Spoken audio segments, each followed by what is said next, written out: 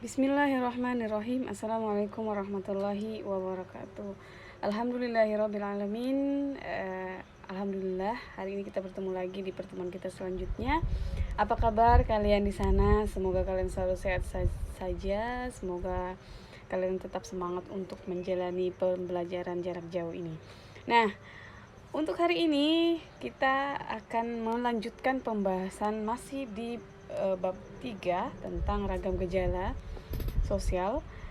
Nah, hari ini kita akan bahas tentang nilai dan norma sosial, di mana sebelumnya pada pertemuan sebelumnya di akhir percakapan saya sudah bilang untuk kalian coba mencari referensi tentang nilai dan norma sosial karena hari ini akan kita bahas.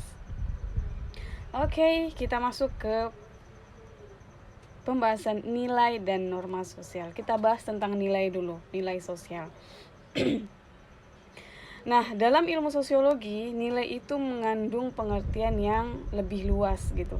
Nilai atau value dalam konteks sosiologi itu berhubungan dengan pertanyaan mengapa dan bagaimana suatu kondisi itu bisa terjadi dalam sebuah masyarakat. Nah, kalau dalam Kamus Besar Bahasa Indonesia atau KBBI, itu nilai didefinisikan sebagai sifat atau hal-hal yang penting dan berguna bagi kemanusiaan. Sedangkan nilai budaya dan nilai sosial itu didefinisikan sebagai konsep abstrak mengenai masalah dasar yang sangat penting dalam kehidupan manusia. Nah, dalam sosiologi, nilai itu didefinisikan sebagai konsepsi atau pemikiran abstrak dalam diri manusia mengenai apa yang dianggap baik dan apa yang dianggap buruk. Nah, misalnya coba kalian lihat contoh yang ada di dalam dalam gambar ini, di mana perbuatan saling menolong merupakan sesuatu yang bernilai dalam kehidupan masyarakat. Nah, nilai dalam kehidupan masyarakat inilah yang disebut dengan nilai sosial. Nah, kembali lagi tentang nilai. Nilai itu tentang penilaian kita terhadap seseorang ketika dia melakukan sesuatu hal yang baik atau sesuatu hal yang buruk. Nah, ini kan contoh di dalam ini ada mobil yang kejebak banjir sehingga bapak-bapak ini menolong si bapak yang punya mobil.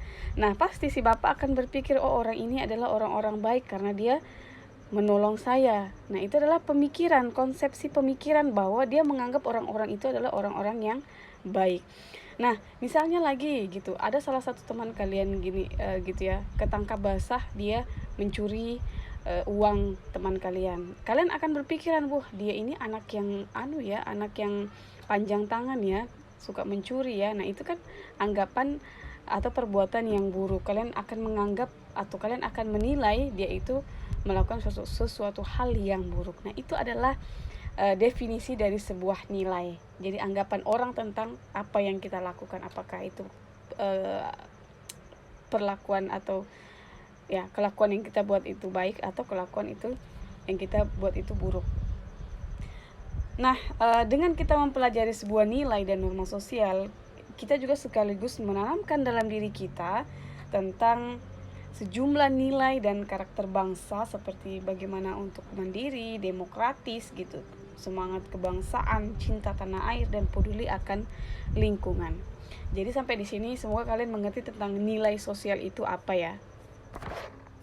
Nah, selanjutnya adalah ciri-ciri dari nilai sosial. Yang pertama adalah konstruksi masyarakat sebagai hasil interaksi antar warga masyarakat. Kemudian yang kedua, disebarkan antar sesama warga masyarakat, artinya bukan bawaan individu sejak lahir. Yang ketiga, terbentuk melalui sosialisasi atau proses belajar. Keempat, bagian dari usaha pemenuhan kebutuhan dan kepuasan sosial manusia. Kemudian yang kelima, mempengaruhi perkembangan diri manusia. Kemudian fungsi dari nilai sosial. Nah, menurutnya Dr. Ando Suprapto, dia membagi fungsi nilai itu menjadi 5. Yang pertama adalah fungsinya itu dapat menyumbangkan seperangkat alat untuk menetapkan harga sosial dari suatu kelompok. Kemudian yang kedua, mengarahkan masyarakat dalam berpikir dan bertingkah laku. Kemudian yang ketiga, penentu terakhir masyarakat dalam memenuhi peranan-peranan sosial. Yang keempat, alat solidaritas di kalangan anggota masyarakat atau anggota kelompok. Yang kelima, sebagai alat pengawas atau kontrol perilaku manusia dengan daya tekan dan daya mengikat tertentu agar orang mau berperilaku sesuai nilai dan nilai sistem. Nah, setelah kita tahu ciri dan fungsi dari nilai itu apa, nah ternyata nilai itu ada dibagi-bagi lagi dia. Nah, coba kita lihat misalnya dalam masyarakat sekitar kita gitu ya, nilai apa saja gitu yang dianut di dalam masyarakatmu. Apakah dia kategorinya material atau vital atau kerohanian. Nah, kategori ini kita akan jelaskan satu-satu. Nah, ini menurutnya Prof. Dr. Noto Negoro, dia membagi nilai itu menjadi 3. Yang pertama adalah nilai material, di mana nilai material itu segala sesuatu yang berguna bagi unsur fisik manusia. Contohnya apa sih sesuatu yang berguna bagi unsur fisik manusia? Apa yang sangat berguna bagi manusia? Pastinya adalah makanan. Kita tidak bisa hidup kalau kita tidak makan. Kemudian yang kedua adalah air. Kemudian adalah contohnya misalnya pakaian. Nah, nilai material di sini itu relatif lebih mudah diukur dengan alat ukur. Misalnya air itu mengukur isi dengan liter, atau misalnya kan air diisi dengan mengukur liter, dia ada berapa liter. Jadi dia lebih mudah untuk diukur seperti itu. Yang kedua adalah nilai vital. Nilai vital ini adalah segala sesuatu yang berguna bagi unsur manusia untuk mengadakan kegiatan dan aktivitasnya.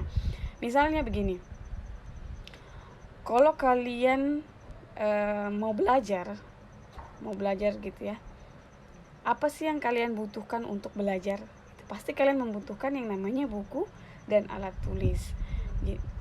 Dan karena buku dan alat tulis itu kan bagi seorang pelajar sangat-sangatlah penting begitu kan, karena kalau kalian tidak punya buku dan alat tulis, bagaimana kalian bisa belajar? Seperti itu. Kemudian bagaimana misalnya ada nih tukang, dia masuk komunitas Grab gitu kan, bagaimana dia mau menjadi seorang Grab kalau misalnya dia tidak punya motor atau tidak punya mobil. Jadi itu adalah nilai vital yang nilai yang berguna bagi manusia itu untuk mengadakan sebuah kegiatan dan aktivitas. Yang ketiga adalah nilai kerohanian, di mana nilai kerohanian ini adalah segala sesuatu yang berguna bagi batin atau rohani si manusia. Kalau nilai rohani ini ya teman-teman pasti tahu lah tentang bagaimana kodrat kita sebagai manusia gitu, misalnya menolong orang yang terkena musibah seperti itu. Nilai kerohaniannya itu akan lebih besar.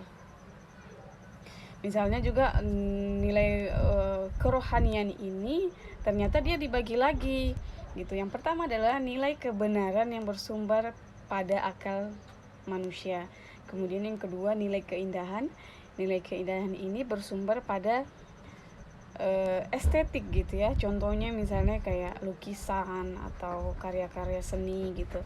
Kemudian yang ketiga adalah nilai kebaikan atau nilai moral yang bersumber pada kodrat kita sebagai manusia. Nah, selanjutnya tentang pembahasan norma sosial. Berbicara tentang norma sosial berarti kita berbicara tentang aturan atau ketentuan yang mengikat warga kelompok dalam masyarakat. Nah, norma ini digunakan sebagai panduan atau pedoman atau tatanan dan pengendalian tingkah laku yang sesuai dengan harapan si manusia. Tentunya norma yang ada di dalam sebuah masyarakat adalah pengaplikasian atau perwujudan dari nilai yang dianut oleh si masyarakat. Misalnya nih di sekolah itu kan ada aturan ya, ada aturan atau ada tata tertib yang diberlakukan di sekolah. Misalnya ada norma melarang si siswa untuk mencontek, atau ada norma atau aturan yang si siswa itu tidak boleh terlambat datang ke sekolah. Nah, itu adalah norma. Nah, ketika norma itu dilanggar atau dilanggar atau tidak dilaksanakan, nah akan dikenai sanksi atau hukuman. Seperti itu. Jadi norma adalah aturan yang berlaku dalam sebuah masyarakat. Nah, tingkatan norma itu ada beberapa. Nah, norma yang berlaku dalam sebuah masyarakat itu mempunyai kekuatan yang sangat mengikat, yang berbeda-beda. Nah, ada norma yang sifatnya lemah, ada norma yang sifatnya sedang, dan ada juga norma yang daya ikatnya itu dia sangat-sangat kuat, yang kemudian membuat si anggota masyarakat pada umumnya itu tidak akan berani melanggar sebuah aturan. Nah, tingkatan yang pertama adalah cara atau usage. Cara atau usage ini adalah norma yang paling lemah daya pengikatnya, karena orang yang melanggar itu hanya akan mendapatkan sanksi dari masyarakat berupa cemoohan atau ejekan. Misalnya saja kalau kita lagi bersendawa gitu ya, habis makan gitu, pasti kita akan ditegur sama orang di samping kita begitu ya, bahwa bersendawa itu tidak baik. Misalnya lagi membuang atau meludah sembarangan juga itu tidak baik. Jadi sifatnya di usage ini atau di cara ini, norma yang ketika orang langgar itu dia sifatnya tidak terlalu kuat, dia hanya kayak teguran-teguran biasa saja seperti itu. Jadi sanksinya cuma teguran biasa aja. Kalau kita meludah kan pasti bilangnya orang, jangan meludah di situ, nggak boleh, gitu aja. Kalau yang cara atau usage ini, itu tingkatan yang pertama. Yang kedua adalah tingkatan kebiasaan atau follow-weeks. Nah, ini adalah aturan dengan kekuatan mengikat yang lebih kuat daripada si usage atau cara, berarti dia lebih sedikit tinggi dari si usage.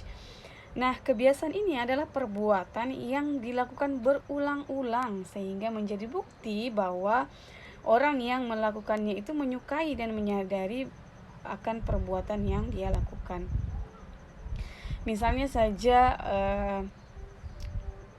bagaimana kita menggunakan tangan kanan apabila kita memberikan sesuatu kepada orang gitu. Bagaimana kita ketika berhadapan atau jalan di depan orang yang lebih tua itu membungkukkan badan gitu, atau mengatakan permisi. Nah, seperti itu. Atau memberikan salam ketika kita misalnya bertamu ke rumah orang. Nah, seperti itu. Nah, biasanya kalau di follow-weeks ini itu dia tidak terlalu, sanksinya itu tidak terlalu besar, sama aja dia sanksinya sama si usage ini, seperti itu. Nah, yang ketiga adalah tata kelakuan atau mores. Nah, tata kelakuan itu aturan yang sudah diterima si masyarakat dan dia sadar, secara sadar atau tidak sadar, itu bisa dijadikan sebagai alat pengawas atau kontrol terhadap anggota masyarakat. Nah, misalnya adalah larangan untuk melakukan sebuah kejahatan di muka umum gitu. Misalnya dia mencuri, atau dia membunuh, atau dia minum minuman keras, atau menggunakan obat-obat terlarang. Nah, sanksinya ini adalah sanksi hukum seperti itu ya. Ada hukum yang sudah mengatur, misalnya menggunakan obat-obat terlarang ya berarti dia harus dihukum dengan undang-undang yang mengatur di dalamnya sudah tertera seperti itu. Jadi dia lebih sudah di tata kelakuan ini sudah menyangkut hukuman dari suatu negara. Misalnya kalau misalnya membunuh itu masuk pada undang-undang berapa, akan dihukum berapa tahun dan sebagainya. Nah, yang keempat adalah adat istiadat atau custom. Nah, di adat istiadat ini pada umumnya itu dia tidak tertulis, tapi memiliki sanksi baik langsung maupun tidak langsung. Nah, sanksinya itu berupa sikap penolakan dari masyarakat. Kalau bagi masyarakat tradisional, itu penolakannya merupakan hal yang sangat menyakitkan karena sebelumnya mereka merupakan anggota masyarakat yang hidup dari dan di dalam masyarakat itu. Misalnya nih, kalian pasti pernah mendengar hukum cambuk ya yang ada di Aceh. Nah, di Aceh itu menggunakan hukum adat istiadat. Mereka menggunakan hukum adat istiadat, bukan sanksi bukan hukum yang digunakan sebagaimana hukum di Indonesia. Kalau di Aceh itu mereka menggunakan hukum adat istiadat, di mana ketika ada perempuan dan laki-laki yang bukan bersuami istri ditemukan, itu akan dihukum cambuk dalam suatu ruangan atau di ruangan yang terbuka. Jadi itu adalah beberapa tingkatan norma ya, dari yang paling kecil, paling rendah daya ikatnya sampai yang paling berat. Oke, sampai di sini dulu pembahasan kita tentang nilai dan norma. Nanti kita akan bahas lagi nih lebih panjang tentang nilai dan norma. Oke, sampai di sini dulu. Jika ada ingin bertanya silahkan bertanya. Kalau memang kurang bertanya atau kalau tidak mau bertanya silahkan cari referensi baik di internet, di buku atau referensi lainnya. Oke, sehat-sehat kalian di sana. Semangat terus untuk terus belajar, karena untuk menjadi seorang yang sukses itu bukan karena orang lain, melainkan karena diri kalian sendiri. Oke, semangat semuanya. Wassalamualaikum warahmatullahi wabarakatuh.